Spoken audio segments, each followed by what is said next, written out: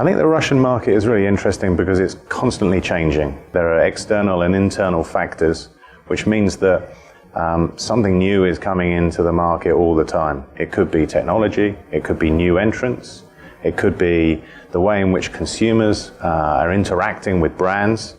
But we're in a unique ecosystem in Russia where it's not the same as other European markets. We're dominant with Yandex and Mail Group as opposed to Facebook and Google. And it just means that there's always something new happening, and it's important for us to stay ahead of the market and the market trends.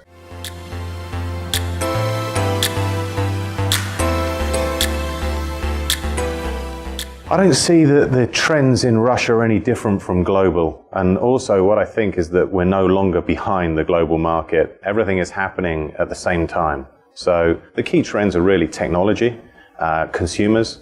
We now have millennials who are of huge interest, and millennials work in a different way to the older audience. They want different things. Millennials are more interested in experiences rather than brands. But technology is the thing which is driving everything. And as technology progresses and disrupts every industry, this is what we have to keep ahead of. This is what we have to understand.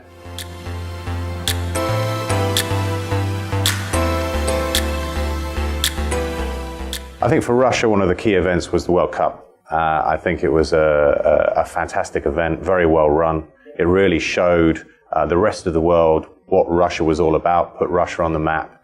And it also gave people a different impression. I went to several matches myself and met with many people, and they just really weren't prepared for what the real Russia was. It's interesting of the propaganda that comes from international news and coverage of Russia. There's a lot of negativity, and the reality, I think, really changed a lot of perceptions of people around the world.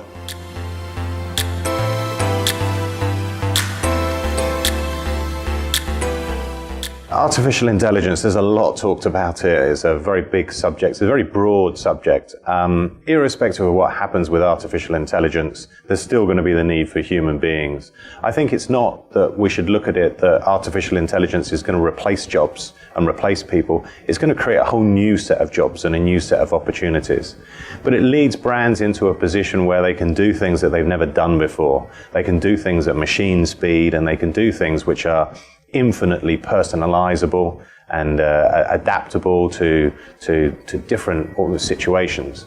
So I think it's really about opportunities that brands have with artificial intelligence. A lot of people see it as a threat, and I think it's really an opportunity.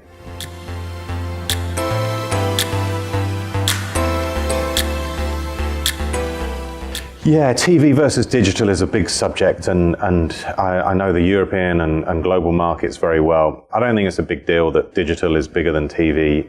Digital is made up of many diverse different channels: social, search, programmatic, display. So it's just the amalgamation of everything. It's important not to look at digital separately, and television isn't going away. If you see other markets where digital share is 50, 60, 70%, television still plays a key role. So we need television to build brands. What digital does is it builds a connection between the brand building and the connection to the actual consumers. So as long as we use it like that, I think we have a great opportunity to do very connected communication solutions. It's not TV or digital, it's TV and digital.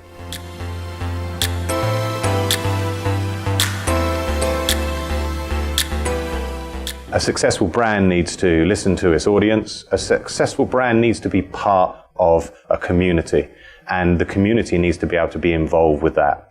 The days are gone now where brands used to be developed internally by the company. Now it's all part of a co-creation exercise. So as long as brands realize that they're reliant on their consumers, then they should do all right.